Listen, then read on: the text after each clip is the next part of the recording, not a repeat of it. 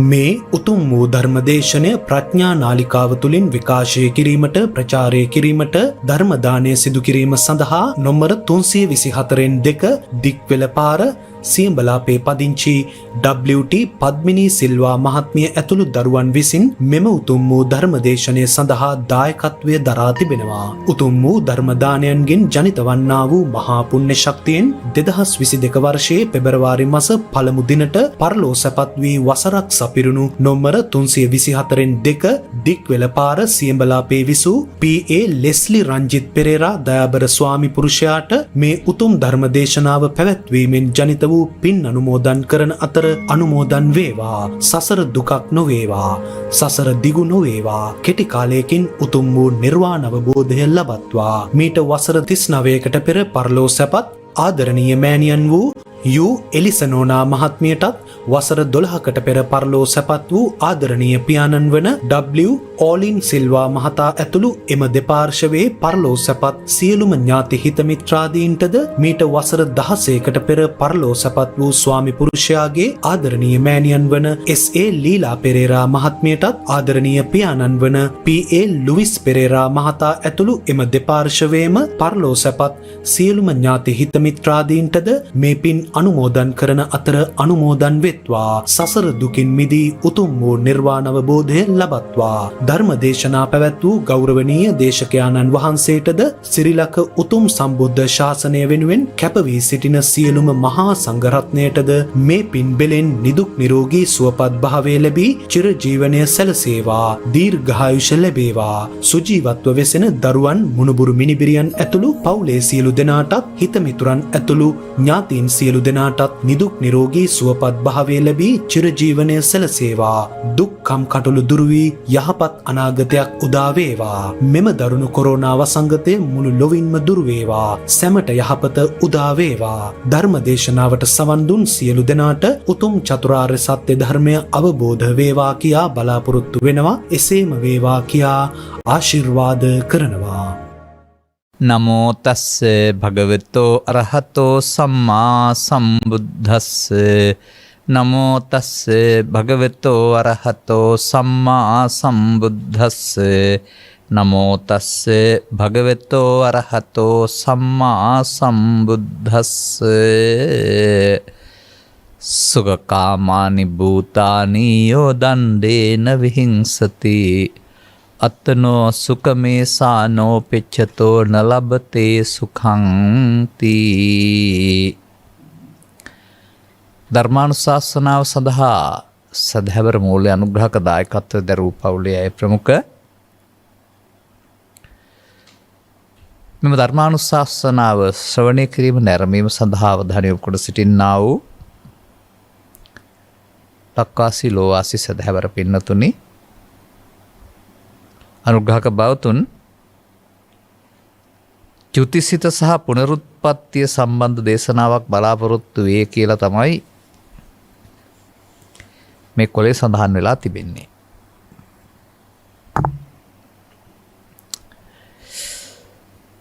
අපිට දැක ගන්න බැරි දෙයක් තමයි දැන් මේ අනුමාන ඥානයකින් හොයන්න වෙලා තිබෙන්නේ. පළමුව මම හදන්න කැමති පුනරුත්පත්තිය කියන වචනේ. පුන කියන බාස් පාලිය වාචයේ දෙන්නේ පුන දිවසේ. පුනක් පුනං නැවත නැවතත්. පුන පදේ තේරුම නැවත කියන අර්ථය. පුන රුත්පත්තිය කියන වචනේ ගත්තහම මේක හින්දුන්ට අදාළයි. එහෙම නැත්නම් ආත්මයක් මෙහෙන් එහාට යනවා කියන අර්ථයට අදාළයි පුනරුත්පත්තිය කියන එක.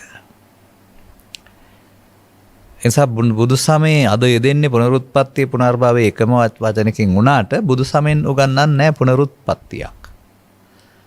බුදු සමයෙන් උගන්වන්නේ පුනබ්භව. නැවත වීම.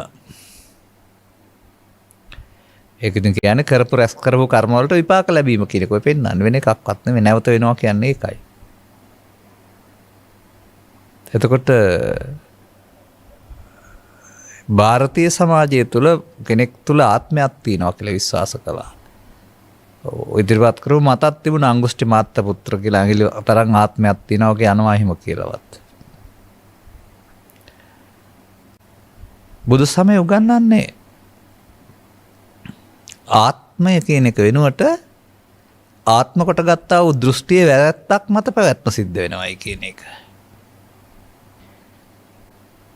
ඒ පැරැද්දෙත් ඊට පස්සේ තියෙනවා හොඳ නරක නැත්තම් හරි වැරදි නැත්තම් දෙපැත්තක් තුන් පැත්තක්. ඒ අනුව තමයි මේ චුති සහ ප්‍රතිසන්දි සිද්ධ වෙන්නේ. ඔක ඉතින් මරණයෙන් එහා පැත්තට පෙන්වන්න බෑ. ජීවිතය තුළ පෙන්වපුවම හොඳටම තේරුම් ගන්න පුළුවන් වෙයි. චුති කියන්නේ චුත වෙනවා කියන එකනේ. ඉතින් ඔබ මේ ලෝකේ ඉඳලා චුත වෙනවා නින්ද ගියාම. දැන් කොහෙද ඉන්නේ? මල් කඩ හිටියොත් එහෙම මල් පූජා කරන්න යනවා. බිලි බබා හිටියොත් එහෙම මාළුවෙක් අල්ල ගන්නවා. ඉගෙන ගන්නමින් හිටියොත් එහෙම ගණනක් පාඩම් කරනවා. මේ ක්‍රියාවලියම ඉදිරි එක තමයි ක්‍රියාත්මක වෙන්නේ. පොඩ්ඩක් ඔය නිින්ද යාගෙන ඉන්නකොට හැරුණාම කල්පනා කරන්නකො නිින්ද කල්පනා කර හිටපු ඔස්සේ නිදි ලෝකෙට යනවා. මේ ලෝකේ අතහැරලා ඒක වගේ දේවල් සිතේ පහළ වෙන්න ගන්නවා. එතකොට දැස පියවීමත් සමග පස්දොර අඩවන්නොයි මනෝද්වාරයට යාම. නිින්ද යාම කිව්වට ඒක මේ ලෝකේ නෙවෙයි දැන්. නමුත් කයෙන් වෙන්න ඕන නිසා අපට ආයේ පැය 6ක් 7ක නිින්දක් ඒ ලෝකේ සැරිසරලා ආයේ මෙහෙ එන්න පුළුවන්. ඔබට හිතා ගන්න බැරිද මේ පරලොව කියලා කියන්නේ අන්න ඒ විදිහට ශරීරය අතහැරනකොට හදාගත්ත ලෝකයකට යන එකක් කියලා. තමන් හිතේ හදාගත්ත ලෝකයකට අවතීර්ණ වීමක් කියලා. ඔය ગાථා දෙකක් මම එකයි ගත්තේ අනිකත් එක්ක ගන්නම්.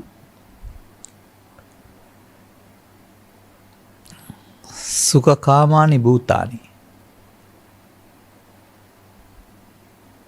යම් කිසි සැප කැමැති තත්ත්වයක අත්වයෝ යමෙක් යෝ දණ්ඩේන විහිංසති. දඩුගුරු අරගෙන සත්වයින්ට දුක් දෙනවාද? දීලා සැප හොයනවාද?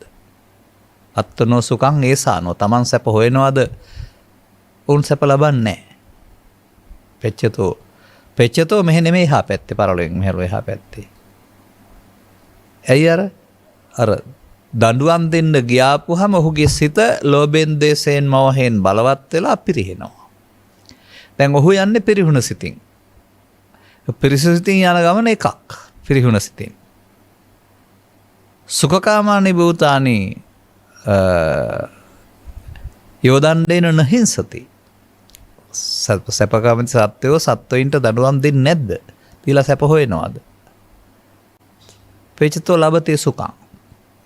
එතකොට දඬුවම් නොදීම තුල ඔහු පාවිච්චි කරන්නේ ලෝභ දේශේ මොහේ නෙමේ සත්වයින් කෙරෙහි අනුකම්පාව කර. තව ඔබට නොතේරෙන ධානලාභී මනසකටත් පරලෝ යන්න පුළුවන්.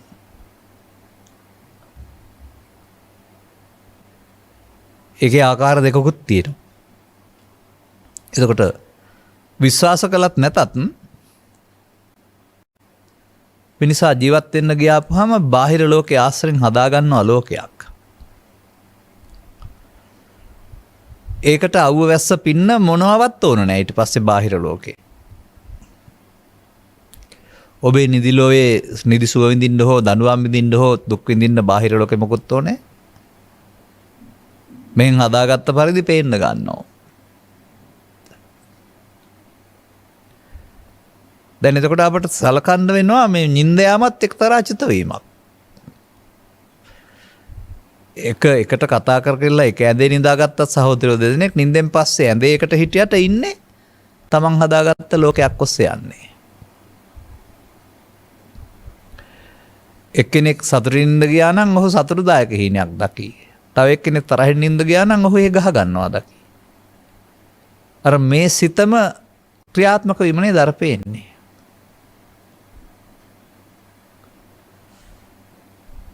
එතකොට එතන වෙනස තියෙන්නේ මේ සිත පහළ වීමට අවශ්‍ය ශක්තිය තාමත් කය තුල පවතිනවා. පස්දොරාඩ පනවනාට මනෝද්වාරයේ ක්‍රියාත්මකයි. මනෝද්වාරයෙන් විවේකෝණයකට මනෝද්වාරයත් හැල්ල පස්දොරට එනවා. දැන් ශරීරය ශක්තිය සපයන්න අසමත් වීම තමයි අන්තිම මොහොතේදී වෙන්නේ. එතකොට පස්දොරේ හෝ මනෝද්වාරයේ සිත වලට පහළ වෙන්න ඉඩ නැහැ. අර හදාගත්ත ලෝකේ. දැන් නූතන විද්‍යාවනේ ඔක මොලේ මතක තියෙනවා කියලා කතා කරන්නේ.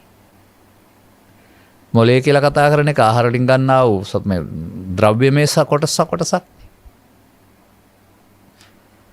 දැන් ඔය අපාගත සත්වයාගේ ත්‍රිසන්ගත ඇහැට පේන සත්වයාට උනහම බේත් ප්‍රේත භූත කියන කට්ටියට මොලේ කියලා එකක් තියෙනවා ආයේ ආහාර වලින් ගන්න. නමුත් ඒ විපාකයේ ගෙවෙන තුරු මතුවෙන්නේ කොහෙ තිබිලාද අර? මනස කියන්නේ අන්න ඒකයි. ද්‍රව්‍ය නෑ, ඒක ද්‍රව්‍යමය නෑ. අපිට මේ ශරීරයේ උදව් වෙනවා ඒක මතු කරගන්න. නමුත් ශරීරය නැතත් මේ එකතු කරගත්ත එක පව් විපාක ගෙවනවා කියන්නේ අර පොතේ තියෙනවා වගේ ඒක ආපහු එනවනේ දිගටම. දැන් නින්දි තියෙන දේ නැවත එළි වෙනතුරු පේනවා වගේ කේන්ද ගන්නවා.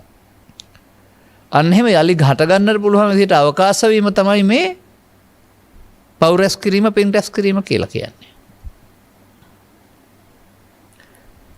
එතකොට මිනිසාගේ හා පැත්තට පෙන්වනවා සදිව්‍ය ලෝකේ කියන කොටසක්. ඒකටත් ඔය කියන ඔබ විශ්වාස කළාට ඝන කයක් එහෙම නැහැ.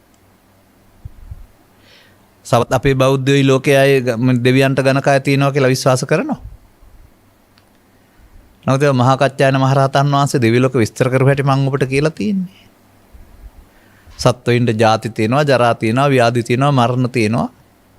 දෙවියන්ටත් ජාති තියෙනවා, ජරා ව්‍යාධි නැහැ කියලා තියෙනවා. ආයි මරණ තියෙන්නේ. ජරා ව්‍යාධි නැත්තේ කයක් නැති හින්දා කියලා තියෙනවා. එහෙනම් මොලයක් කොහෙන්ද? මොලේ නැති වුණාට පින් විපාක දෙන්නේ නැද්ද? අනිසා මේ මොලයට සම්බන්ධ දෙයකට එහා ගිය දෙයක් මනස කියලා කියන්නේ. ඒ නිසා ඝන කයක් නැතත් මර මනස තියෙනකොට ඕපපාතික ප්‍රතිසන්දියත් යන්නේ ඒකයි. තියෙන්නේ ඒකයි. එතකොට දැන් තේරෙනවද මේ ගත කරන ජීවිතය අනුව සිත සකස් වෙනවා ජීවිත අවසාන මොහොතේ එන්නා වූ කාරණේට අනුව හොඳ එකවොත් හොඳ පැත්තට නරක එකවොත් නරක පැත්තට දෙකම එකතු කරනවා මිනිස්සු. නමුත් ඉස්සර වෙන්නේ එකයි. බොහෝ විට වැඩියෙන් භාවිතා කළ එක ඉස්සර වෙන්න පුළුවන්. නැත්නම් ඒ මොහොතට ආපු දේ ඉස්සර වෙන්නත් පුළුවන්. අන්නේ නින්දට යනවා වගේ ජීවිතය අවසන් වෙන සිතට තමයි චුතිසිත කියලා කියන්නේ. ඔබ මල් කඩමින් හිටියොත් එහෙම චුත වෙන්නේ මල් කඩ සිතින් ඊළඟට ප්‍රතිසන්දිත මල් පූජා කරන එක. දැන් පිරිත් අහන්න ඇවිදින් ඉන්නවා. පිරිත් ටික දේශනා කරනකොට හුලම් පාර වදිනකොට පිරිත් වෙනකොට තරහ එනවා. දැන් තරහ චුතිසිත. ප්‍රතිසන්දී ඊට පස්සේ පෙමුරෙකු කියලා කතා කරනවා. ඔය කතා කරන්නේ සුවාසු දහසක් වෙහෙර විහාර කළ කෙනෙක් සම්බන්ධයෙන්. ඒවා වෙහෙර විහාර පින්කම් අමතක වෙලා ද්වේෂය ඉස්මතු වුණා නේද? ඒ නිසා මේ පෘථග්ජන පුද්ගලයාට ජීවිත අවසාන මොහොතේ පිනයි ඉස්මතු වෙන්නත් පුළුවන්, පව ඉස්මතු වෙන්නත් පුළුවන්. ඉස්මතු වෙනවා කියන එකේ තේරුම එකක් යට වෙයි අනික ක්‍රියාත්මක වෙනවා. අර අක්‍රිය වෙනව නෙවෙයි. එනිසා මරණින් මතු සත්වය අපාගත වීම පාප චේතනාව ඉස්සර වීම. පුණ්‍ය චේතනාව යට වීම. දැන් පුණ්‍ය චේතනාවල විපාක වාරේ වැහිලා දොර. මරණයස දෙවියන් අතර ඉපදීම පුණ්‍ය චේතනාව ඉස්මතු වීම. දැන් පාප චේතනාව විපාකට ඉඩ නැහැ. නමුත් අර ඒ ටික ගෙවිලා ඉවර වෙනකොට තවත් අර මනසේ අරවා තියෙනවනේ තියපුවා. ඒකනේ දෙවියන් අතර ඉන්න අය අපායට යනවා කියලා කතා කරන්නේ සමහර අය. එතකොට යනවා කියන එකෙන් ඔබේ කය යනවා කියලා හිතන්න එපා. ඉතින් ප්‍රතිසන්දිය සම්බන්ධයෙන් තථාගතයන් වහන්සේ පැහැදිලි කර වදාරන්නේ මව් කුසකම උපදිනවා කියලා නෙවෙයිනේ. දැන් ත්‍රිපිටකයේ ඉගැන්වීම වලට අනුව නම් තියෙනවා කායස වේදෝ පරම්මරණ දුග්ගතින් උප්පජ්ජති. දුගතිය, කාම දුගතිය. මනුස්ස සහව්‍යතං උප්පජ්ජති. මිනිසුන් අතරම දිව්‍ය සහව්‍යතං උප්පජ්ජති. දෙවියන් අතර බ්‍රහ්ම සහව්‍යතං උප්පජ්ජති. බ්‍රහ්මයන් අතර කාය විනිස් දෙන මරණින් පසු කවුද යන්නේ? කාය කවුරුත් යන්නෙත් නැහැ. මොළේ යන්නෙත් නැහැ. ඒ මොහොතට ආවා වූ චේතනාවේ අනාගතේ. පවෙන් පරලෝ යාම, පිනෙන් පරලෝ යාම, ධානයෙන් පරලෝ යාම කියලා කියන්නේ මම ඒකයි. පරලෝ යන යානය. ඒක එක්රැස් කරගත්ත දේ. ඔක්කොම පුණ්‍ය කර්ම, පාප කර්ම, ධාන කර්ම, කර්මයෙන් පරලෝ යන්නේ. ඉතින් ඔබට පරලෝ ජීවිතය සැපවත් කරගන්න කැමති නම් ඔබ ජීවත් වෙනකොට පුණ්‍ය කර්මයේ යහපත් කර්මයේ ජීවත් වෙන්න. එහෙම නැත්නම් උඩින් යහපත් බවක් පෙන්වලා යටි උගුල් ලගිනවා නම් හරි, බොරු කරනවා නම් හරි, නැත්නම් නීති විරෝධී ව්‍යාපාර කරනවා නම් හරි ඔබේ ඇතුළත හොඳ නැහැ. අනේකයි මිනිසා මානව හිතවාදී වෙන්න ඕන, පරිසර හිතවාදී වෙන්න, සත්ව හිතවාදී වෙන්න ඕන කියලා කියන්නේ. ඔහුට මේ අයහපතක් කරන චේතනාව තියෙන්න බෑ. එතකොට තමන්ට විපාක වෙනත් දෙන්නේ අයහපත කරන එක නෙමෙයි, චේතනාව ආපහු ක්‍රියාත්මක වෙන්නේ.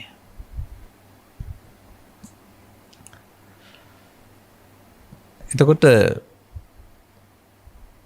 ඔබ මෙහෙම තේරුම් ගන්න. මේ අපි කෙනෙක් වශයෙන් හිටියට මව්කුසින් බිහි ජීවිතාසන දක්වා කායිකව කෙනෙක් පෙනුනට සිතින් කෙනෙක් ඉන්නේ නැහැ. සිත නිරන්තරයෙන් ඇසෙන් කනට, කනෙන් නාසයට, නාසෙන් දිවට, දිවෙන් කයට මාරු වෙනවා. ඇස තුලමත් ඉපදිලා නැතෙනවා. ඒ අරමුණෙන් අරමුණටවත් කවුරුත් යන්නේ එකක් නැතෙනවා. ඒක පාදකට අනික හට ගන්නවා. බය නම් බයට අදාළ දේ, සතුට නම් සතුටට අදාළ දේ අඩු වෙනවා හෝ වැඩි වෙනවා. එහෙම සිතින් සිතට යාමක්. ඒ නිසා බැලුවහම ඇහෙන් කනටත් ප්‍රතිසන්දි හම්බ වෙන්නේ, කනෙන් නාසයටත්.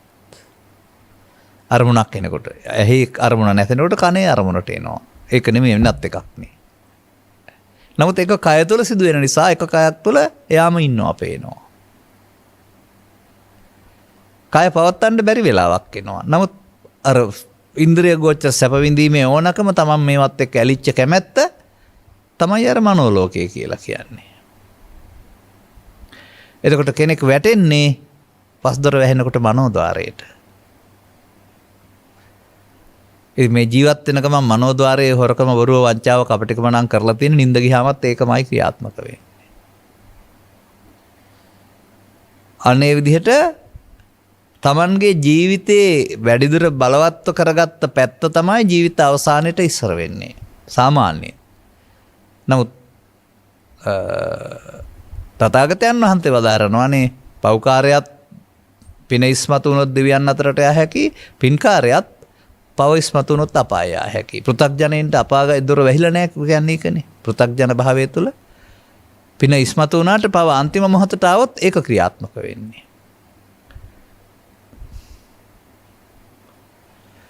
ඉතින් ඔය වර්තමානයේ අපේ පවතින බුදු සමය තුළ මීට එහාට දහමක් කියලා දෙන්න දන්නේ නැති නිසා ඉතින් බෞද්ධයින්ට බොහෝ පින්කම් කරලා පිනින් පරලෝ යන පාර උගන්වනවා, සුගතිගාමිත්වය. නමුත් ඒක දසවස්තුක සම්මාදිට්ඨිය පාරක් කරනවාම සැබෑ ගමනක් වෙන්නේ නැහැ.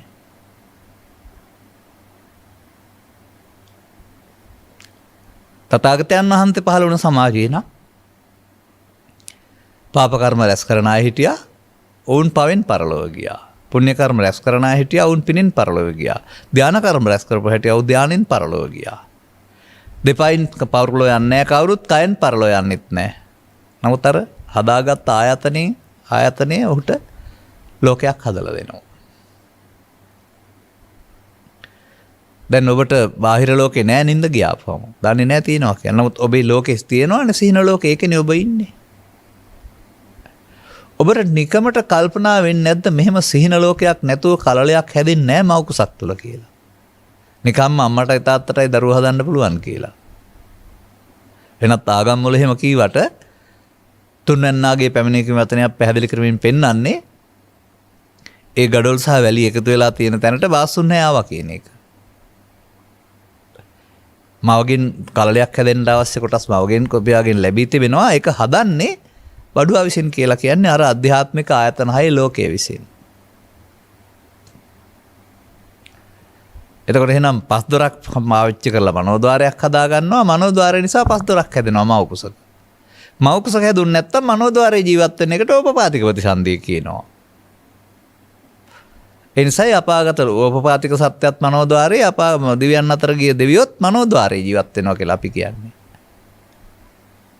ඒක තේරුම් ගන්න බැරි අය ඉතින් තව එක එක જાති කියයි. නමුත් ඒක නැවත නැවත යාම තුළ විඳලා ඉවර වෙනවා. පව් විපාකේ නම් විඳලා ඉවර වෙනවා. නැවත නැවතත් සිතින් මැරෙමින්. පින් විපාකේ නම් විඳලා ඉවර වෙනවා. ගෙවෙනවනේ. රැස්වීමක් නැහැ ආපහු. පව් ගෙවෙනවා. පින් ගෙවෙනවා. විපාක විඳින්න. මේ විදිහට තමයි මේ සතර ගමන විග්‍රහ කරන්න පුළුවන්කමක් තියෙන්නේ. තව ඉතින් ගැඹුරට විග්‍රහ කර හැකි ප්‍රතිසන්දි පිළිබඳව. නමුත් මම නම් කල්පනා කරන්නේ ඔක සිතින් දැනගන්න පුළුවන් එකක් නෙවෙයි අපට කියලා. මොකද අපි මව් කුසෙන් ඉපදුනා අපි දන්නේ නැහැ. ඊට පස්සේ අපි දන්නේ. මියාන මොහොත අපි දන්නේ නැහැ. අනිත් අය නේ දන්නේ. නමුත් මා දකිනවා අධ්‍යාත්මික ආයතන හයක් තියෙන නිසායි පරලොවක් තියෙන්නේ කියලා. අධ්‍යාත්මික ආයතනට පව් එකතු කළොත් පවෙන් පරලොව, පින් එකතු කළොත් පිනෙන් පරලොව, ධානය එකතු කළොත් ධානයෙන් පරලොව. පරලොව යාම. භවගාමී. පවට වඩා පින හොඳයි, පිනට වඩා ධානය හොඳයි, පවට වඩා පින සුඛ සහිතයි, පිනට වඩා ධානය දිගු කාලීන සුඛ සහිතයි. මේ දෙපැත්ත ක්‍රියාත්මක වෙන්නේ අර අත්තනෝ සුඛ මේ සන්නෝ පෙච්චතෝ ලබතේ සුඛං නලබතේ සුඛං. නැත්තම් මනෝ පුබ්බංගමා ධම්මා පදේ මනසාචේ පදුට්ටේන සහ මනසාචේ පසන්නේන. ඒ දෙකෙන්. දුෂ්ට මනසින් තමා මිනිසාට සතර අපාය පැත්ත උරුම කරලා දෙන්නේ. යහපත් මනසින් තමා සදවිලෝකම කරලා දෙන්නේ. ඒකෙම තව පැත්තක් තමයි ධාන පැත්ත. දෙකෙන්ම තමයි මිනිස්සුන්ට පව්පින් දෙක උරුම කරලා දෙන්නේ. කලවම් කර්ම කරපුවා. ඒ වුණාට ඉතින් කර්ම රැස් කරලා නිවන් ලබන්න පුළුවන් කියලා කියනහත් මේ රටේ ඉන්නවා. මම නම් දන්නේ කර්ම රැස් කරලා විපාක විඳින්න පුළුවන් කියලා විතරයි. ඒ නිසා ඉතින් මිනිසුන් අතර ඉන්න ඕන නම් පුණ්‍ය කර්ම විපාකය බැවින් පුණ්‍ය විපාකය අපට වළංගුයි. මිනිසුන් අතර හෝ පැවිද්දේ හෝ දෙවියන් අතර කියන කාරණාවල ආයවර්ණ සැප බල නැත්තම් ලෞකික සැප ලැබිලා තියෙනවා කියලා කියන්නේ ප්‍රඥාව නිසා නෙමෙයි දාන නිසා කියලා පෙන්වන්නේ දාන සීල නිසායි කියලා. ඒ නිසා එක සසර ගමනට උපකරණ තමයි. කාන්තාරයක යන ගමනට වතුර තියෙන්න ඕන වගේ. මොකටද යන්නේ? කාන්තාරයේ තරන්නේ කෙම්පිමක් හොයන්න. වතුර තියෙන තැනකට. ඒ කාන්තාරයේ කෙම්පිම බුද්ධෝත්පාදය. සසර ඇවිදින එක වෙනකොට සසරෙන් නිදහස් වෙන පාර හොයාගන්න. අපේ බුද්ධෝත්පාදයේ නැමැති කෙම්පිම කාන්තාරයක් බවට පත් කරලා අපේ අය ආපහු කෙම්පිමක් පෙන්නනවා ඈත. මේක කාන්තාරයක් වුණේ ඇයි? සද්ධර්මයේ නැමැති වතුර නැති නිසා. නැත්නම් සද්ධර්මයේ තියෙනවා නම් මේකම කාන්තාරයක් මේකෙන් බෙමක්.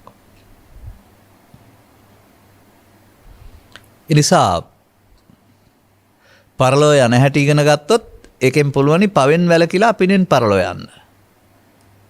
නමුත් පරලෝ නොයන හැටි ඉගෙන ගන්න බෑ ඒකෙන්. චුති කියන වචනේ චුත වෙනවයි කියන එක. ඒක චිත්ත වීතියෙන් වීතියට මැරෙනවා, ඇසෙන් කනටත් මැරෙනවා, පස්දොර වැහෙනකොට පස්දොරට අරමුණු ගන්න අඩපණ වෙනකොට ප්‍රසාද විඳිනකොට තවත් හදවත තුළ මේ මනෝද්වාරික ක්‍රියාත්මකයි. හදවත කිව්වහම රුධිරය බෙදා යන හදවත කියන එක නෙමෙයි මම කතා කරන්නේ සිත කියන අර්ථයෙන්. අන්තිම මොහොත දක්වාම මේකේ ශක්තිය සපයන්න පුළුවන් නම් සිතුවිල්ල පහළ වෙනවා. බැරි වෙනකොට අර සිතුවිල්ල ඕනකම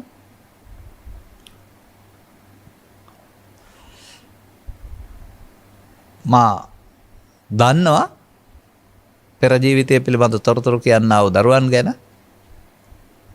ඔවුන් තාරුණ්‍යයේ මිය ගිය අය. ඔව් මෙහෙම මොලේ අරන් ගිහින් නැහැ. නමුත් ඔවුන්ට මතකේ ඔක්කොම තියෙනවා. මොලේද එතකොට තිබිලා තියෙන්නේ. ඒ මව්පියන් හඳුනා ගන්න නැත්නම් ඒ සිදුවීම් හඳුනා ගන්න පුළුවන්කම තිබෙන්නේ.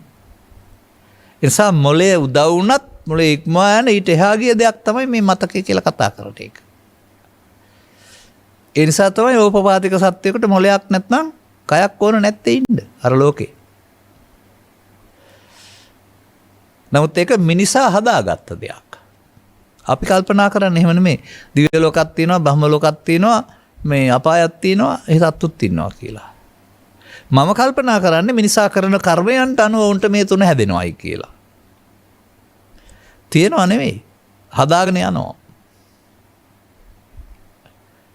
අපි සසරක් හදනවා බව තේරුම් ගන්න ඕන. මේ කරන කියන වැඩත් එක්කලා ලෝකෙත් එක්කලා ඇලෙන්න ගිහින් යන්න සසරකුත් හදනවා. ඉතින් පස්දොරෙන් මනෝද්වාරයක් හදානවා. මරණයට යනවා මනෝද්වාරයෙන් පස්දොර හදාන මෙහාට එනවා. මෞකුසක හදනවා නම් කොහේ හරි. නැත්නම් ඕපපාතිකව මනෝද්වාරේ කර්ම ගෙවෙනකන් ඉන්න වෙනවා. යන කෙනෙක් නැහැ. කර්ම රැස් කිරීමේ විපාකේ. සංසාරයේම කර්ම විපාක. කර්ම හේතු විපාක ඵල හේතුඵල.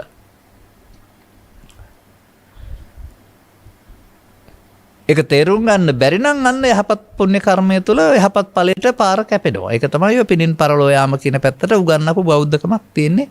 දසස්තුක සම්මාදිට්ඨිය තුළ බෞද්ධකම කියලා කියන්නේ. හොඳයි ඔබට මරණයට පත් වෙනකොට ආධ්‍යාත්මික ආයතන හයක් නැත්නම් වැටෙන්න. ආධ්‍යාත්මික ආයතන කියන අර සීනෙන් පේන ලෝකේනේ. ඒක ලෝකේ තියෙන දෙයක් නෙමෙයි සිතුවිලි වල තියෙන දෙයක්නේ. සිතට එන දේ පේන දෙයක්. ඔබට ඒක මෙහෙන් හදා ගන්න පුළුවන් වුණොත් එහෙම නැති තැනට. දැන් කවුද යන්නේ?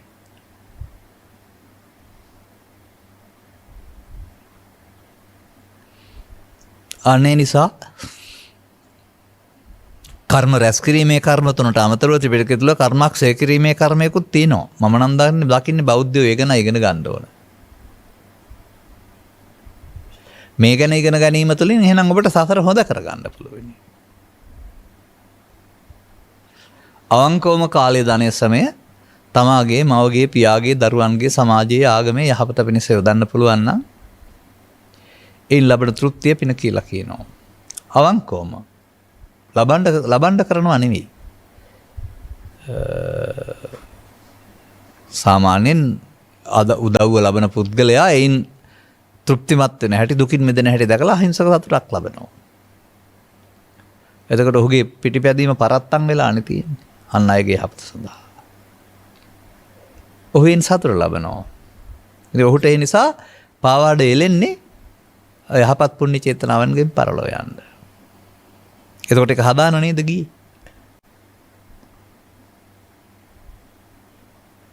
ඉතින් තව ටිකක් විස්තර ත්‍රිපිටකේ පෙන්නනවා.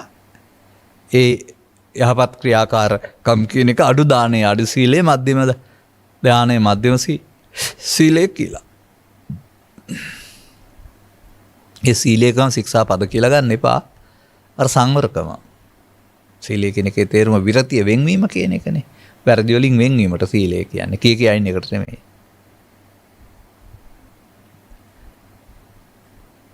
මෙන්න මේ විදිහට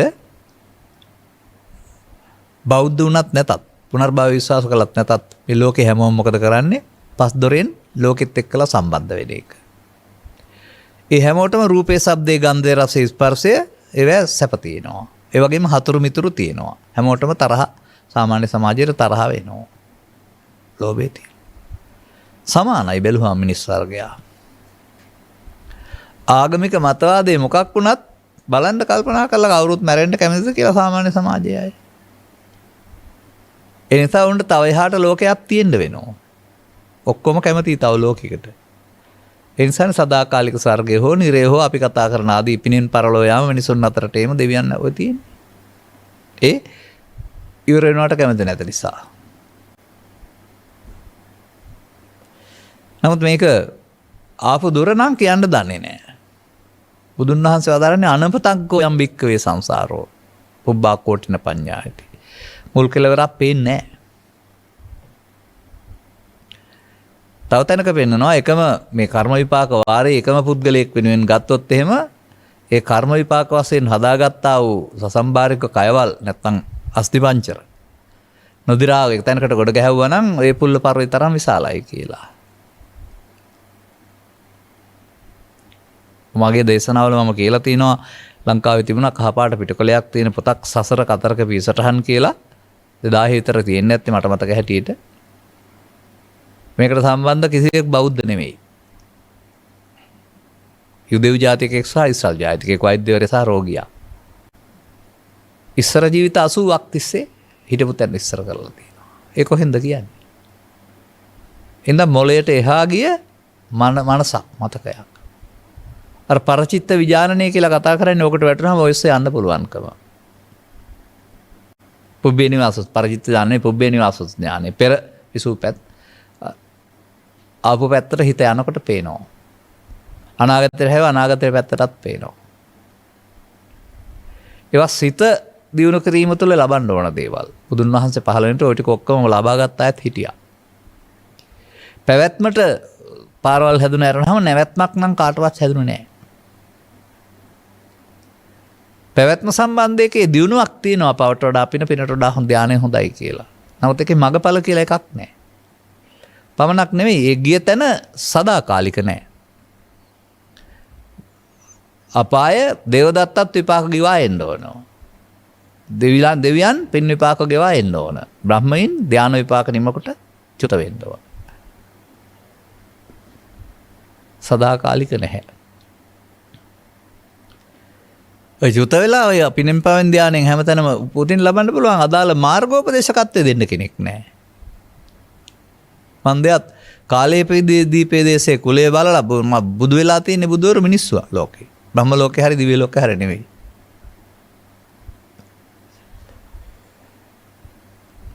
එනිසා මේ අතරක් නැති අනවරාග්ග කියලා කතා කරන මුලක් අගක් නැති නිසා ගමන යන පැත්ත හොඳ කරන්න දෝනේ. එහෙනම් ඉතින් හොඳ කරගන්න.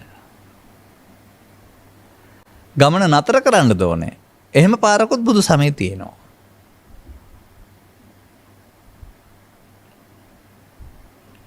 නමුත් ඔබ තේරුම් ගන්න කර්ම රැස් කරලා ගමන නතර කරන්න බෑ. කර්ම කියන්නේ හේතු විපාක කියන්නේ ඵල. එතකොට ඒක හේතුඵල පැවැත්මේ පැත්තට. අනාගත ඵල උපදින්න හේතු තැබ්බේ නැත්නම් තමයි හේතු නිරෝධයෙන් ඵල නිරෝධය වෙන්නේ.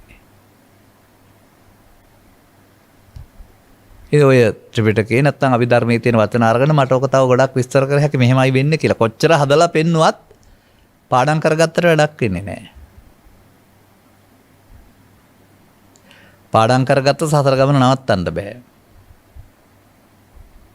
මන්දයත් ලෝකෙත් එක්කලා ඇලිලා ගැටිලා ඒවැ සැප තියනවා කියන සංකල්පයක් තුලයි මිනිස්සු ඉන්නේ. ඒ සැප ලෝකේ තියනවා කියලා උන් කියන්නේ. ඔබත් ඔය බාහිර ලෝකේ තියෙන සැප සම්පත්නේ හොයන්නේ යන්නේ. තියෙන නිසානේ ඔබට ඒ වවුනේ වෙලා තියෙන්නේ. නමුත් බුදුදහමෙන් පෙන්නනවා ලෝකේ උදව් කරගෙන ඔබට අදාළ සැප සම්පත් සිතේ හදා ගන්නවායි කියලා. ඔබේ සැප තියෙන ලෝකේ බාහිර ලෝකෙ නෙමෙයි ඔබේ සිතේ තියෙන්නේ කියලා. බුදුදහම ගැඹුරු විග්‍රහයක් පෙන්නනවා. කර්ම විපාකවල කර්මමයි මම විපාකේ. කර්ම රැස් කරනවා විපාකේ ඵලයයි. දැන් විපාකයේදී ඵලේ නැහැ. විපාකයේදී කර්මේ නැහැ. කර්මයේ විපාකයක් නැහැ. ඔය ටිකක් ශූන්‍යයි. නමුත් හේතුඵල වශයෙන් ගත්තාම හේතුඵල. හේතුවයි ඵලයයි. දැන් විපාකේ නැමැති ඵලේ නැති කරන්න මොකද කරන්න ඕන? කර්මේ නැමැති හේතුව නැති කරන්න ඕනනේ. අපායනයක නවත්තන්න නම් පාප කර්ම නැමැති හේතුව නතර වෙන්න ඕන. කාමසුගතිය උපදින නවත්තන්න නම් පුණ්‍ය කර්ම නැමැති හේතුව නතර වෙන්න ඕන. බඹල යන්නේක නවත්තන්න නම් ධාන කර්මයේ නැමැති හේතුව නතර වෙන්න වෙනවා. ඔය තුනක් නතර කරන්න නෑ. තමන්ට තියෙන එක. ඒ තුනක් දේශනා කළේ ඒ තුන මුල් කොටගෙන පරලොවක් සත්වය හදාන හිටපු නිසා.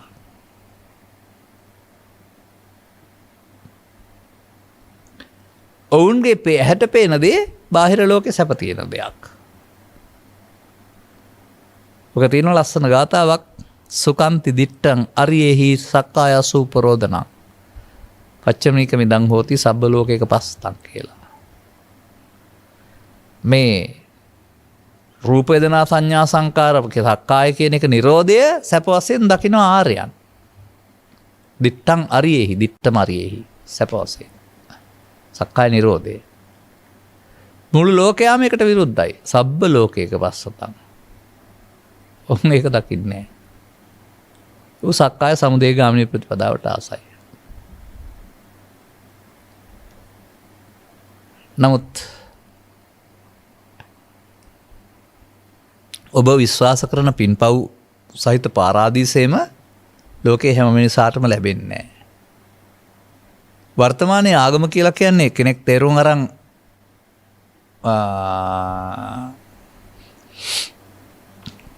ප්‍රවිෂ්ඨන එකක් නෙවෙයි. ප්‍රවේණියෙන්ම අම්මලා තාත්තලා පට බලින් පටවන එකක්.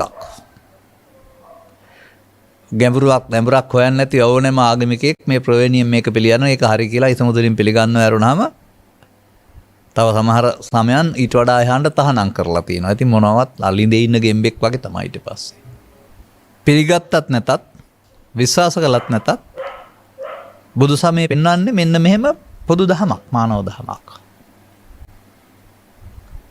ඒ නිසා ඒකට අර කර්මයේ විපාකයේ කියන අර්ථයෙන් නැවත වීම කියන්නේ පුනර්භව කියන්නේ අර කරපු දෙයට විපාකයක් හම්බ වෙයි. නැවත වෙනවා.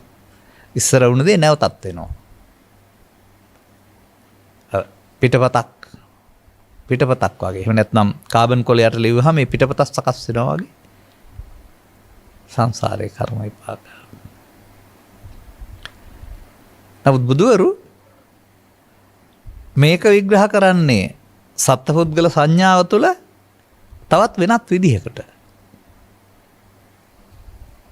ඔබ කියන අර්ථයට වඩා එහා යමින් ඔබ කියන අර්ථයේ කයෙන් මම හැදෙනවයි කියන එක. තථාගතතුරු පැහැදිලි කරලා දාරනවා පවෙනුත් මම හැදෙනවා, පිනෙනුත් මම හැදෙනවා, ධානෙනුත් මම හැදෙනවයි කියලා.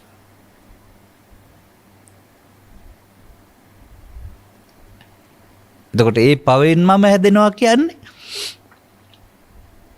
පවේ උපාදානයෙන් මම හැදෙනවා. පිනෙන් මම හැදෙනවා කියන්නේ පිනේ උපාදානයෙන් මම හැදෙනවා. ධානෙන් මම හැදෙනවා කියන්නේ ධානේ උපාදානයෙන්. උපාදාන වෙනවා කියන්නේ බැඳෙනවට. එහෙනම් සසරට බැඳීමක් තුළ තමයි සසර හැදෙන්නේ. ඒක නිකන් සාමාන්‍යයෙන් මම දකින්නේ අර මොහොතට දාපු රුවලත් නැති, හබලත් නැති, එන්ජින් එකකුත් නැති බෝට්ටුව වගේ. ඒක ඒ හුලං හමන පැත්තට යනවා වගේ පව් හමන පැත්තට, පින් හමන පැත්තට, ධාන හමන පැත්තට ගමනක්. එහෙමයි අපිට මේ තේරුම් ගන්න ඕන. දැන් නැවත වීම නෙමෙයි. දැන් ඔබ මෙහෙම වචනයක් ගන්න. බුදු සමයෙන් නැපවිත ඉපදීම නැති කරන්න ඕනේ. එහෙමයි පොඩි කාලේ ඉගෙන ගන්න. නිවන් දකින්න නැවත ඉපදීම. ඉතින් නැවත ඉපදීම කියන්නේ මව් කුසින් බිහි වෙන එක. ඒක නැත්තම් නිවන් කියලා ඊට පස්සේ හිතනවා. අර චින්තනයේම වැරදි. දැන් බුදුරජාණන් වහන්සේ අවුරුදු 80න් පස්සේ නැවත ඉපදීම නැති කරලා නිවන් ලැබුවද? අවුරුදු 35 දී නිවන් ලැබුවද? එතකොට නැති කරපු නැවත ඉපදීම මොකද්ද?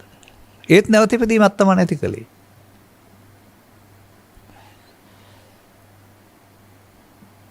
නැවත උපදින්නේ ලෝභයේ දේශේ මොහේ. ඒක තමයි තිබ්බහම නැවත උපදින්නේ. අද තැබුවොත් හෙට අනිද්දාට නැවත උපදිනවා. ඒක තරහක් තැබුවොත් හෙට නැවත උපදින්නේ. බයක් තැබුවොත් නැවත උපදින්නේ. ලැජ්ජාවක් තැබුවොත් නැවත උපදින්නේ. ඒ වගේ හැඟීම් කියන අදහසෙන් තැබූ දේවල් ඊළඟ දවසට ඊළඟ අවුරුද්දට නැවත උපදින්න පුළුවන් විදිහක් තියෙනවා. අන්නේ තියපේ නැවත උපදිනට පුනර්භවය. සිත්විලි වල පුනර්භවය. ජීවිතය තුළ දකින්න.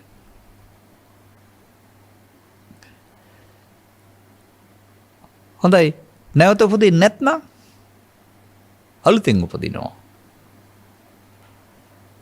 අර නත්තිදානි පුනබ්බව කියලා කතා කරන්නේ බුදුන් වහන්සේ අවුරුදු 35 දී අන්න ඒ නැවත උපදින්න හිත ඇතුලේ නැතුවම දකින්නකොට අලුතෙන් උපදිනවා. ඇහැට කනට නාසයට ගැටෙනකොට ලෝභ දේශ මොහ හැංගින්න නැතුව අලුතෙන් උපදිනවා. ඒකේ නැවත නැහැ. පරණ එකක් නැහැ. මතකයේ තියෙනවා නමුත් රූප දන සංඥා සංකාර පහේ ලෝභ දේශ මොහ නැහැ. ඒකට පංච උපාදානස්කන්ධය කියන්නේ පංචස්කන්ධය කියනවා. නැවත උපදීම නැති කරන්න නැවත උපදින්න තියෙන එක නවත්තන්න ඕනේ නෝ. එතකොට අහයි නම් පව් කරන්න එපා, පව් තියන්න එපාද, පින් කරන්න එපා, පියන් තියන්න එපාද, ධාන වඩන්න එපා, තියන්න එපාද කියලා. එහෙම නෙවෙයි ඒක නතර වෙන්නේ.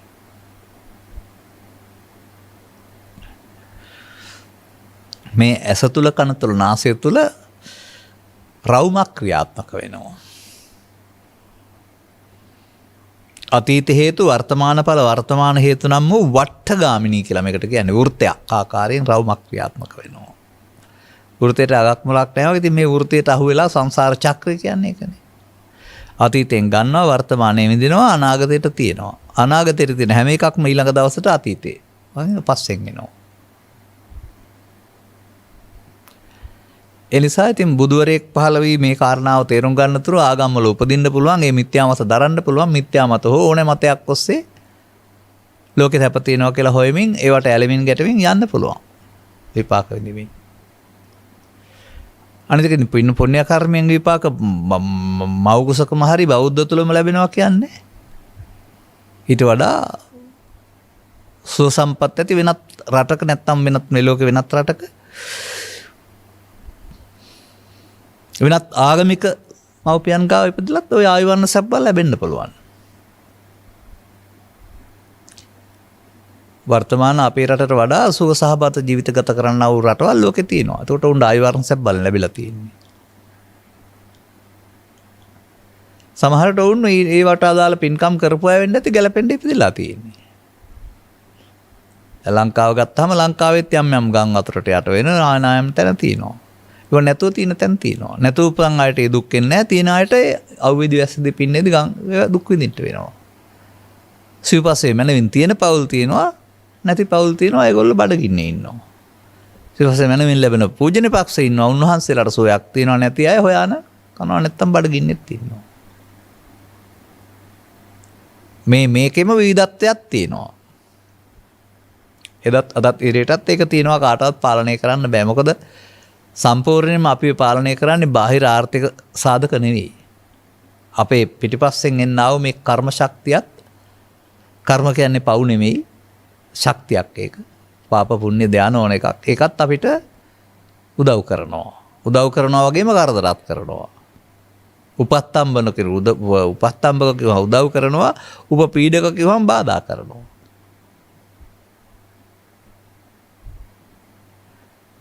එනිසා මම දකිනවා බුදු සමයේ බෞද්ධයා කර්ම මාර්ගයට හිරවීම ඛේදවාචකයක්. ඔහු කර්ම මාර්ගයේ හොඳ එක හොයන්න දන්නව ඇරුණාම කර්ම මාර්ගයේ ධර්ම මාර්ගයේ නෙවෙයි කියන්න දන්නේ නැහැ. ඔහු හිතනවා කර්ම මාර්ගයේ හොඳ එක ධර්ම මාර්ගය කියලා. ඉතින් මට මේකට කියන්න තියෙන්නේ මෙහෙම දෙයක්. ඔබ කුඩා කාලේ ධම්මන්තරණං ගච්ඡාමි කිව්වා නේද? මොකටද කිව්වේ කියන්න දන්නවද? නෑ. ඔබ පෘථග්ජන භාවයේ ඉන්න තාක් කල් ඔබ කම්මන්තරණං ගච්ඡාමි. ඔබට ධම්මන්තරණං ගච්ඡාමි නෑ. ඒක කියන්න කෙනෙක් නෑ මේ රටේ. කටපියන් ඉන්නවා ඔක්කොම ටික බයි. එක්ක කියන්න දන්නේ නෑ. කම්මස්ස කෝම්මි කම්ම යෝනි කම්ම බන්දු කම්ම පටිතරණෝ යං කම්මං කරිස්සාමි කල්යාණං වා පාපකං වා තස්ස දායාදෝ.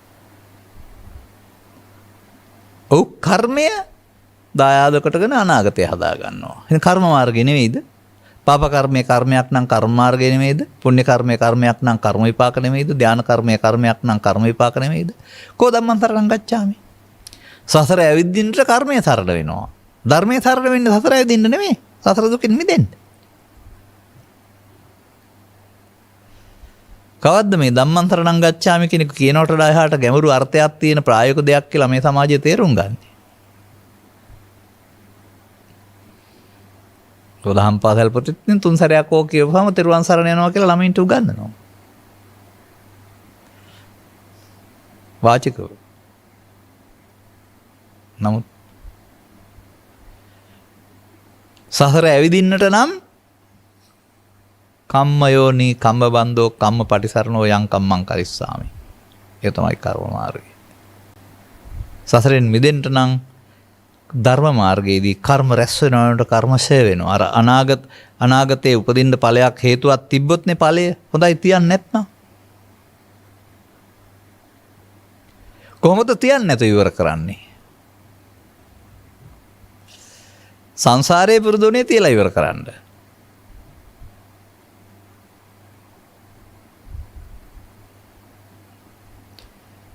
තියලා ඉවර කරන එකට කියනවා අප්‍රමාදය කියලා. තියන්නේ නැතුව ඉවර කරනවට කියනවා අප්‍රමාදය. ඔන්න එතනින් මෙහාට එන්න වෙනවා.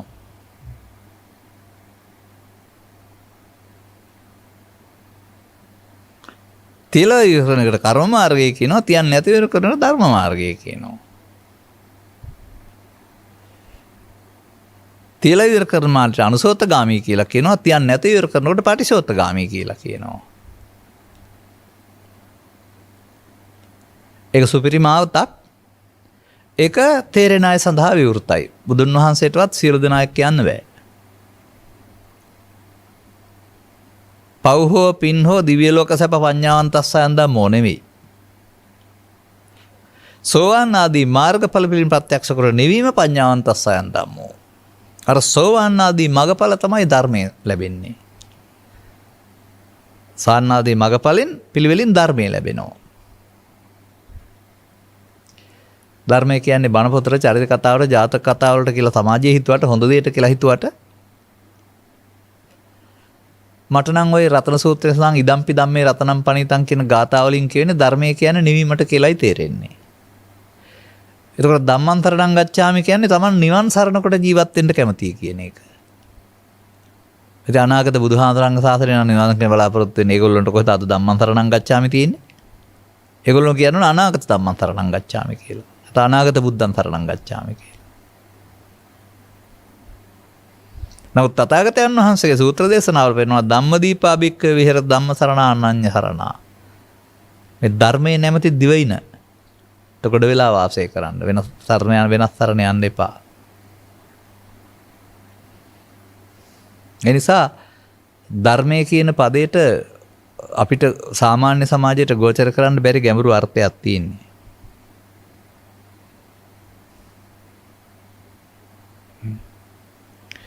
ඒක තියෙන තැන් තියෙනවා. එතකොට හොයාගත්ත හැකියි. කිංතේ වක්කලී මිනාපෝති කායන දිත්තේන යෝකෝ වක්කලී යෝ ධම්මං පස්සති සෝමං පස්සති. යමෙක් මාදිසු ධර්මයේ දකීද මා දකී. එතකොට ධර්මයේ දකී කියන්නේ ත්‍රිපිටකයේ සූත්‍ර දේශනා පොත්පත් ටික දකින්න එක. දෙන්නේ තියව ඕලෝකේ ඉන්න කොක්කම දකින්නේ ඔය. පොත්පත් නම් අනිත් අයත් දකින්න. අනිත් ආගමිකයොත් ඇතුළ නැති වුණාට. එනිසා ධර්මය කියන පදයට හොඳ දේ ඉස්කෝලෙන් ඉගෙන ගත්ත එකේට එහා යමින් මොකද්ද කිව්වේ කියලා හොයන්න වෙනවා. ධර්මයේ දකීද බුදුන් දකී. දැන් බුදුන් හොයන්න. බුදුන් පිළිමේද බුදුන් ශරීරයේද?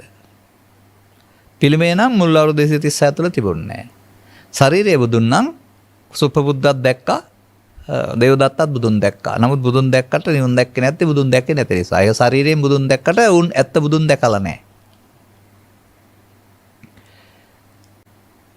ත්‍රිපිටකයේ කියනකොට සම්බ වෙනවා සෝවාන් ඵලයටපත් වීමත් සමග බුදුන් දැක්කයි කියලා කොණ්ඩඤ්ඤ තවුසා.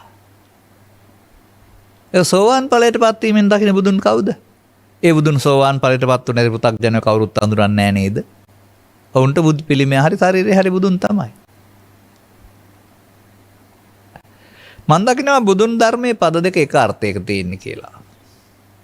ඒකයි බුදුන් දකීද ධර්මයේ දකීද බුදුන් දකී බුදුන් දකීද නිවන් දකී කියලා මේක ධර්මයේ බුදුන් නිවන් කියලා තුනම එක තැනට අරන් තියෙන්නේ.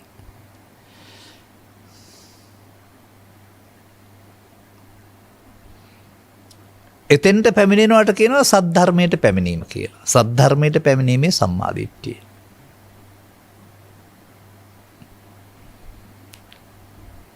දැන් ඔහු ජීවත් වෙන්නේ කර්මයේ සරණ කොටගෙන නෙමෙයි. පාපය හෝ පින සරණ කොටගෙන නෙමෙයි. ධර්මයේ සරණ කොටගෙන. එහෙම අපිට ඉදම්පි ධම්මේ රතනම් පණිතං කියන මේ ධර්මයේ උතුම් රත්න භාවය කියලා කතා කරන ඒ ධර්මයේ කියන පදයට අපිට අදාළ අර්ථයක් ගන්න බැරි. ඒකයි අසංකත කියලා කියන්නේ. ඔබ ඔය චුතිපතිසන්දිත් හොයන්න හදන්නේ හිතින් හදලා බලන්න හදන්නේ. බලන එක වැඩක් වෙන්නේ නැහැ හැදුවට. ඒක ඉතින් හොද කරගන්න ඕන නම් කරන්න ඕනේ යහපත් ජීවිතයක් ගත කරන එක. තව ටිකක් එහාට හදිස්සි අසනීප වුණායි කියලා වෛද්‍ය උපදෙස් ඕනේ වුණායි කියලා බෝධි පූජාවක් තියනවා. මොනවාවත් කරලා අන්තිම මොහොතට බෝධි පූජාවටත් බෑ වෛද්‍යවරයටත් බෑ සල්ලි කර්මයටත් බැරි වෙලාවක් වෙනවා. එදාට බය වෙලා බෑ.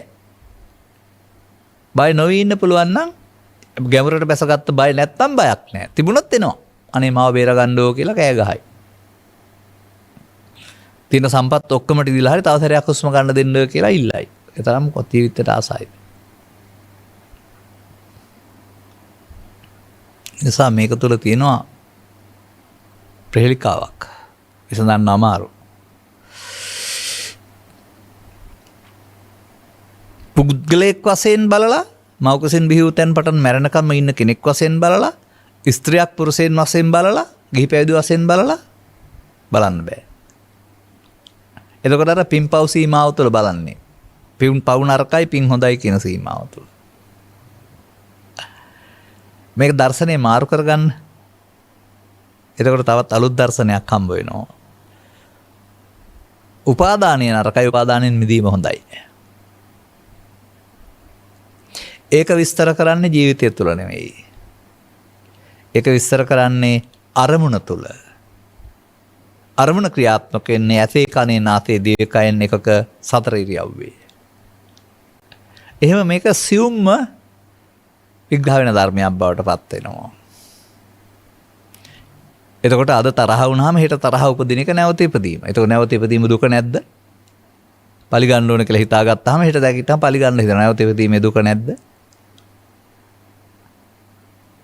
ලෝභය උපදේශ දේශය මොහේ තිබ්බහම නැවත උපදීමම නැවත ඉපදීමේ දුක විඳින්න වෙනවා.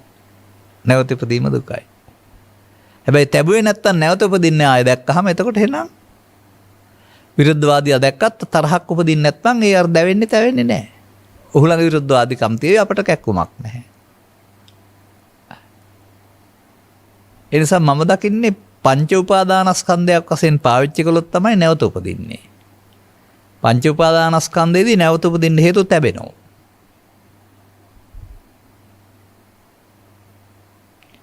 උපාදානෙන් මිදීමේදී නැවත උපදින්න හේතු තියන්නේ නැතෝ ඉවර වෙනවා. නැවත උපදින්න හේතු තියෙන එකට කර්ම රැස් කිරීම කියලා කියනවා. නැවත උපදින්න හේතු නොතබා අවසන් කරන එකට කර්මක්ෂය කිරීම කියලා කියනවා. දැන් පව් හේතු වල හෝ පින් හේතු වල ධාන හේතු වලට හොඳ නරක වශයෙන් ඔබෙදුවට මේ අනාගත ඵල උපදින හේතු රැස් කරන එක බුදුහාමුදුරුවෝ ප්‍රමාදේ කියලා කියනවා. දැන් බුදුරජාණන් වහන්සේ නම් කර්ම රැස් කරන්න කියලා දේශනා කළා නෑ මට තේන හැටියට. අපමාදෝ අමත පදං. උන්වහන්සේ ලබාගත් මිනිසාට ජීවිතය අප්‍රමාද වෙන්න කියලා පෙන්වලා තියෙනවා. ඒකයි මම ඔබ ඉල්ලපු ඉදිරිපත් කරපු සීමාව තුල පමණක්ම ඉන්නේ නැතිව තව එහාටත් මේක කතා කරන්නේ.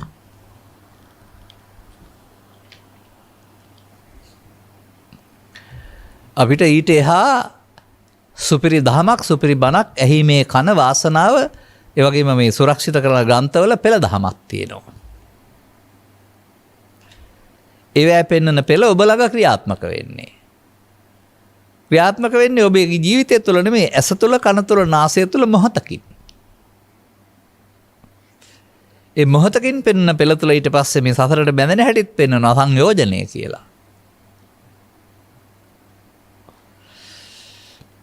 ඒක ඉතින් තවත් පෙළවල පෙන්වනවා ඒ මොහොතට එන දේ ලෝභ මූලිකව දේශ මූලිකව මෝහ මූලිකව මමත්වයෙන් ගැනීමට කියනවා මඤ්ඤමානෝ කියලා. ඒකට අර සතරට බැඳෙනවට බද්දෝ මාරස්ස කියනවා. කවුද දන්නේ පවත් මඤ්ඤමානෝකෝ බික්කු බද්දෝ මාරස්ස පිනත් මඤ්ඤමානෝකෝ බික්කු බද්දෝ මාරස්ස ධානයත් මඤ්ඤමානෝකෝ බික්කු බද්දෝ මාරස්ස පෘථග්ජනයට කියලා? එහෙම දකින්න බෑ. ඒක උපාදානය තුල බද්දෝ මාරස්ස. නැතෝ පිනේ වරදක් නෙමෙයි.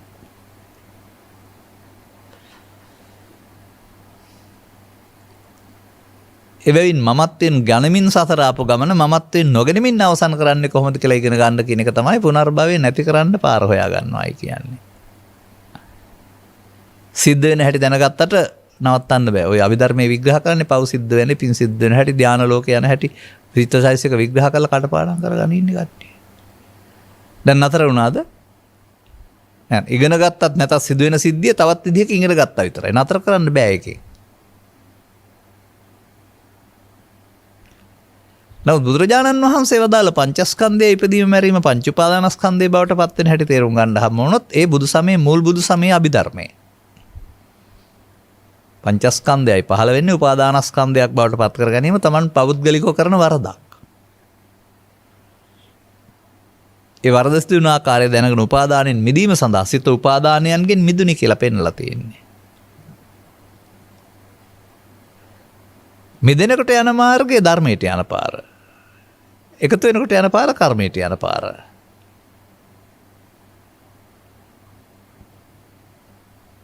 මෙන්න මෙහෙම අප පිළිබඳව පුද්ගලයා වශයෙන් බලනවට එහා ගිය විශ්ලේෂණයක් තුළ මේක හේතුඵල වශයෙන් පෙන්වනවා. යනවා කෙනෙක් යනවා නෙමෙයි හේතුඵල ධර්මතාවය. ඒ හේතුන්ගේ ඵල. පාප කර්ම හේතුවේ ඵලය, පුණ්‍ය කර්ම හේතුවේ ඵලය, ධාන කර්ම හේතුවේ ඵලය.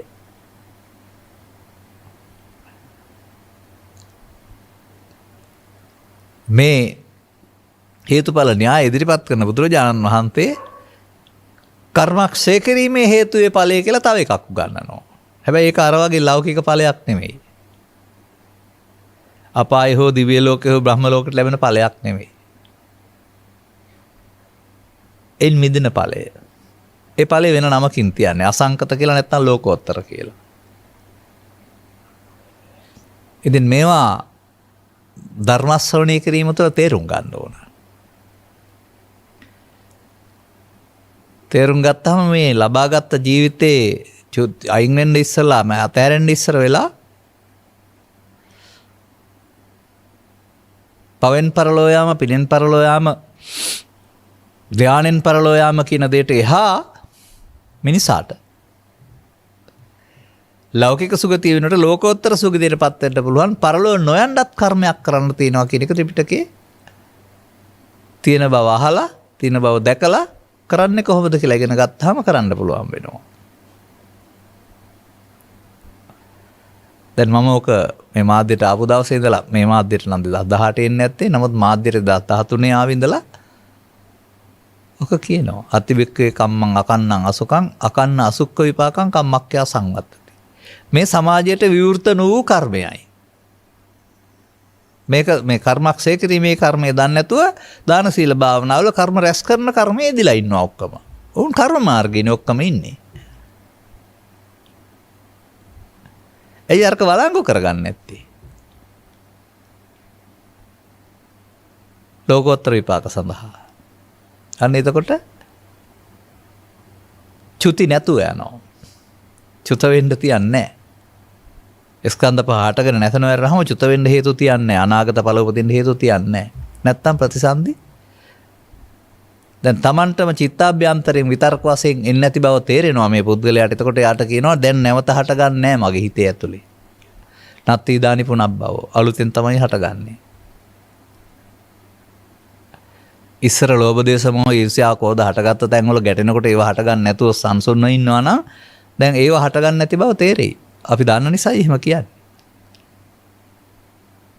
නැවත හට ගැනීම යම් යම් දේවල් වල නතර වෙලා තියෙනවා. 100%ක් නෙවෙයි. එහෙම ලබාගත් ජීවිතය තුළ වෙනම සුපිරිමාවතක් විවෘත වෙනවා. ඔය සාමාන්‍ය වට වඩා එහා හැමතැනම සුපිරි තියෙනවානේ සුප. ලෝකේ හදන ඒවාත් යම් යම් ඊට එහා සුප හදනවා. දැන් මේ කර්ම මාර්ගයේ, පාප මාර්ගයේ, පුණ්‍ය මාර්ගයේ, ධාන මාර්ගයට වඩා එහා ගිය සුපිරිමාවතක් බුදුන් වහන්සේ ලෝකයට විවෘත කළා. භව ගමන වෙනුවට භව නිරෝධගාමී ප්‍රතිපදාව. මම හිතන්නේ වඩාත් ඉගෙන ගන්න ඕනේ ඒක කරන්නේ කොහොමද කියලා. චුතිය සිදු වෙන්නේ කොහොමද, පුනර්භවය ලැබෙන්නේ කොහොමද කියලා පාඩම් කරගත්තත් නැතත් අභිධර්මයේ පාඩම් කරගත්තට සතර ගමන නතර වෙන්නේ නැහැ වගේ සතර ගමන නතර වෙන්නේ නැහැ. හොඳ කරගන්න ඕනේ නම් විතරක් හදවතින්ම යහපත් පැත්ත කාය වචන සිත යහපත් පැත්තට යොදවලා අර පෙන්වූ ගාතාවෙන් පෙන්වන පෙච්චතෝ ලබතේ සුඛං අත්නෝ සුඛං ඒසානෝ සුඛකාමානි සතකපති සත්වයා සමාජයට දඬුවම කරන්නේ නැතුව රිදවන්නේ නැතුව හිංසා කරන්නේ නැත්තම් ඒ තමයි සුගතිගාමී මාර්ගය. සුගතිගාමී මාර්ගය වෙනත් ආගම් වලත් තිබෙනවා. දුගතිගාමී මාර්ගයයි දෙකම මේ අනිත් ආගම් වලත් තිබෙනවා. නමුත් නිර්වාණ මාර්ගය ලෝක ආගම් වල දකින්න හම්බ වෙන්නේ නැහැ. ස්කන්ධ පංචකය අනාත්මය විග්‍රහ කරන්නේ නැත්නම්. ඒ තමයි වෙනස බුදු සමය තුළ. අදාළ කරුණු තේරුම් ගැනීමට ඔබේ අවධානය යොමු කරන්න. තේරුම් ගනිමින් ටිකක් ඉදිරියට යන්න. ඒකට ලබාගත් ජීවිතයේ කර්ම රැස් කිරීම වෙනුවට කර්මක් ක්ෂය කරන පාරත් ඔබට විවෘත කරගන්න ලැබේවි. එතකොට චුතිය සහ පුනර්භව වෙනුවට චුති නැති පුනර්භව නැති පාරකුත් හම්බ වෙයි. අදාළ දේ තේරුම් ගන්නට අවශ්‍ය ප්‍රඥාව ලැබේවා කියන සුභාශිංසනයේ ප්‍රාර්ථනා කරමින් මම ධර්මානුශාසනාව මෙසේ අවසන් කරනු ලබනවා.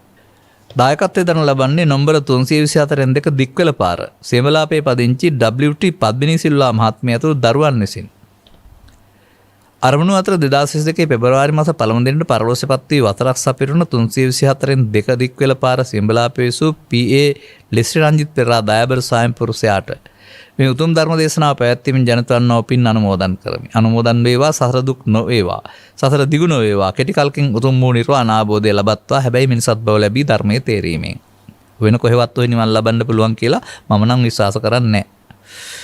මීට වසර 39කට පෙර පරලෝසපත් ආදරණීය මෑණියන් වූ එලිසා නෝනා මහත්මියටත් වසර 12කට පෙර පරලෝසපත් වූ ආදරණීය පියාණන් වන W ඕලින් සිල්වා මහතා ඇතුළු එම දෙපාර්ශ්වයේ පරලෝසපත් සියලුම ඥාතීත මිත්‍රාදීන්ට මෙට වසර 16කට පෙර පරලෝසපත් ස්වාමි පුරුෂයාගේ ආදරණීය මෑණියන් වන S.A. ලීලා පෙරේරා මහත්මියටත් ආදරණීය පියාණන් වන G.P.A. ලුයිස් පෙරේරා මහතා ඇතුළු එම දෙපාර්ශ්වයේම පරලෝසපත් සියලු ඥාතීත මිත්‍රාදීන් ගෞරවයෙන් සිහිපත් කරන අතර අවශ්‍ය නම් පින් අනුමෝදන් වේවා.